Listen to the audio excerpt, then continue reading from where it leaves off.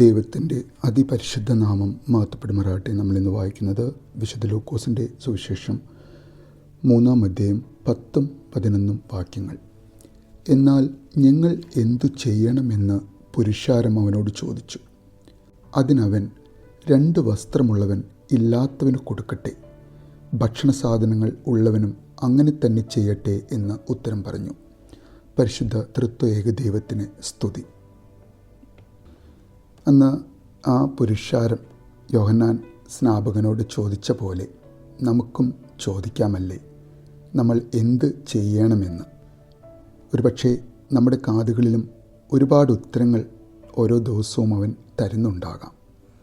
വളരെ ആത്മാർത്ഥതയോടെ, കപടമില്ലാത്ത ഒരു ഹൃദയവുമായി, മനസ്സിൽ ഒരു വിധത്തിലുമുള്ള അഹങ്കാരത്തിൻ്റെയോ അസൂയയുടെ വിത്തുകളില്ലാതെ നമുക്ക് തന്നിട്ടുള്ള ഈ ചെറിയ ആയുസ്സിൽ അനാവശ്യ വാർത്തകളുടെയും അതിൻ്റെ പിന്നാലെ പോയി ആവശ്യത്തിനും അനാവശ്യത്തിനും ധാരാളം ചർച്ച ചെയ്ത് അറിഞ്ഞും അറിയാതെയും നിൻ്റെ തിരുമുമ്പാകെ പാപം ചെയ്ത് നമ്മൾ അറിയാതെ തന്നെ അവനിൽ നിന്ന് ബഹുദൂരം നമ്മൾ അകന്ന് പോകുന്നുണ്ടോ?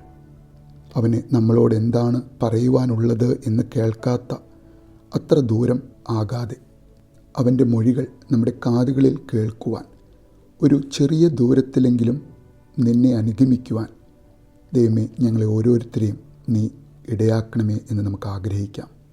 ഇവിടെ വിശുദ്ധ സ്നാപക യോഹന്നാൻ പറയുകയാണ്, തൻ്റെ മുന്നിലുള്ള പുരുഷാരത്തോട് 2 വസ്ത്രമുള്ളവന് ഇല്ലാത്തവന് കൊടുക്കട്ടെ, ഭക്ഷണ സാധനങ്ങളുള്ളവനും അങ്ങനെ തന്നെ ചെയ്യട്ടെ എന്ന്. ദൈവം തന്നതാണ് നമുക്കുള്ളതെല്ലാം. അതൊരു പക്ഷേ നമ്മുടെ സമ്പത്താകാം, നമ്മുടെ ദാരിദ്ര്യമാകാം, നമ്മുടെ ആരോഗ്യമാകാം, നമ്മുടെ അസുഖങ്ങളാകാം, നമ്മുടെ കൊച്ചു കൊച്ചു സന്തോഷങ്ങളാകാം, നമ്മുടെ വലിയ ദുഃഖങ്ങളാകാം, നമ്മുടെ സുഖങ്ങളാകാം, ഒരുപക്ഷെ അത് നമ്മുടെ പ്രയാസങ്ങളാകാം.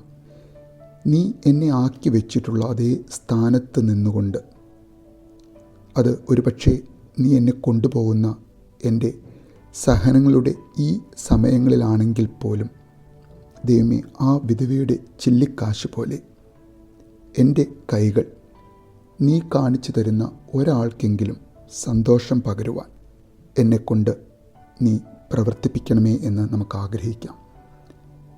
ആ വിധവയെപ്പോലെ, ആ വിധവയുടെ ഇല്ലായ്മയിൽ, ആ വിധവയുടെ ദാരിദ്ര്യത്തിൽ, ആ വിധവയുടെ വലിയ ദുഃഖങ്ങളിലും പ്രയാസങ്ങളിലും ദൈവമേ, ആ വിധവയെപ്പോലെ എൻ്റെ ഇല്ലായ്മയിൽ, എൻ്റെ ദാരിദ്ര്യത്തിൽ, എൻ്റെ വലിയ ദുഃഖങ്ങളിലും പ്രയാസങ്ങളിലും നിൻ്റെ ഒരു പ്രതിനിധിക്കെങ്കിലും, അതൊരു പക്ഷേ നീ തന്നെയാണോ എന്നറിയാതെ, ഒരു ഗ്ലാസ് വെള്ളമെങ്കിലും കൊടുക്കുവാൻ ഈ ദിവസത്തിലും ഇനിയും എത്ര നാൾ എന്നറിയാത്ത എൻ്റെ ജീവിതത്തിലെ ഓരോ ദിവസത്തിലും നിന്നെ ഉടുപ്പിക്കുവാനും, നിൻ്റെ വിശപ്പടക്കുവാനും, നിൻ്റെ ദാഹം തീർക്കുവാനും, അങ്ങനെ നിന്നെ വിശക്കുന്നവനോ ദാഹിക്കുന്നവനോ അതിഥിയായോ നഗ്നനായോ രോഗിയായോ തടവിലായോ കണ്ട് നിന്നെ ശുശ്രൂഷിക്കുവാൻ നീ തരുന്ന അവസരങ്ങൾ നഷ്ടപ്പെടുത്തുവാൻ ഇടവരുത്താതിരിക്കണമേ എന്ന് നമുക്ക് ആഗ്രഹിക്കാം, പ്രാർത്ഥിക്കാം. നല്ലൊരു ദിവസം നേരുന്നു.